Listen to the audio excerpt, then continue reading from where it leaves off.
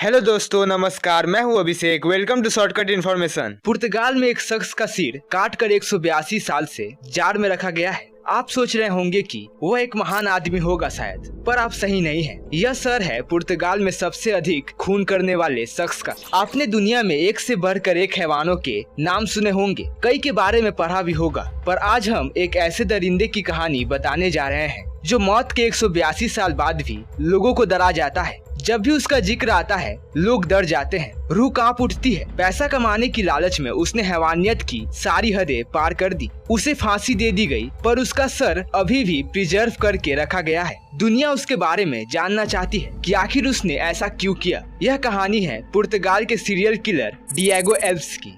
Spain के ग्लेसिया शहर में 1810 में एक गरीब परिवार में इसका जन्म हुआ। काम के तलाश में बहुत दिन भटकता रहा। आखिरकार पुर्तगाल के लिस्बन सिटी पहुंचा, लेकिन वहां भी उसे निराशा हाथ लगी। ऐसे में उसने जुर्म की राह पकड़ ली। अनाज और सब्जियां बेचकर घर जाने वाले किसानों को लूटने लगा। एक पुल को उसने अपना अड्डा चुना। उस पुल का नाम था लिवरेस एक्विडक्ट और वहां से गुजरने वालों को निशाना बनाया करता था। डिएगो बाद में इतना हैवान हो गया कि लूटपाट के बाद लोगों की हत्या करने लगा। कत्ल करने के बाद वह उनकी बॉडी को 213 फुट ऊंची पुल से पानी में फेंक देता था। 1836 से 1839 तक उसने करीब 70 लोगों का कत्ल कर दिया। हर बार पुलिस इसे सुसाइड केस मानकर बंद कर देती थी। उन्हें लगता था कि शायद आर्थिक तंगी के कारण किसान सुसाइड कर रहे हैं, पर पुलिस के होश तब उड़ गए जब उन्होंने कुछ लोगों के लाशों में गहरे चोट के निशान देखे।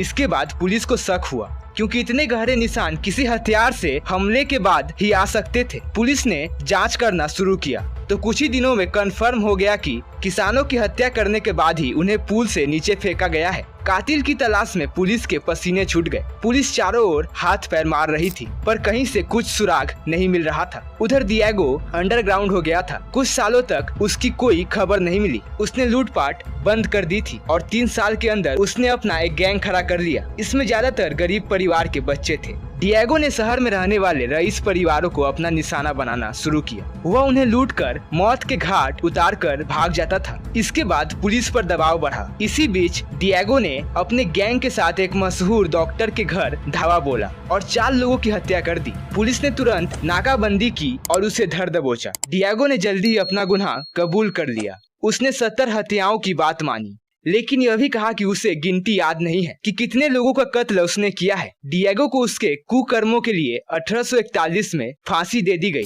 उस दौरान फ्रेनोलॉजी की पढ़ाई चलन में थी, जिसमें लोगों के दिमाग को स्टडी किया जाता था। दिमाग को स्टडी कर पता लगाया जाता था कि सामने वाले इंसान के दिमाग में क्या क्या चलता है। एक्सपर्ट्स ने यह फैसला किया कि वह डिएगो के दिमाग की भी स्टडी करेंगे और पता लगाएंगे कि क्रिमिनल किस हिसाब से सोचते हैं। इसी वजह से फांसी के बाद डिएगो का सर काट कर लिस्बन यूनिवर्सिटी में प्रिजर्व किया गया। ये तो कंफर्म नहीं है कि उसके दिमाग की स्टडी की गई या नहीं, लेकिन इतने सालों बाद भी उसका सर यूनिवर्सिटी में वैसे का वैसा ही रखा हुआ है। तो आज के लिए इतना ही। अगले वीडियो में फिर मिलते हैं। तो ऐसे और इन्फॉर्मेटिव वीडियोस देखने के लिए इस वीडियो को लाइक, शेयर, सब्सक्राइब जरूर कीजिए।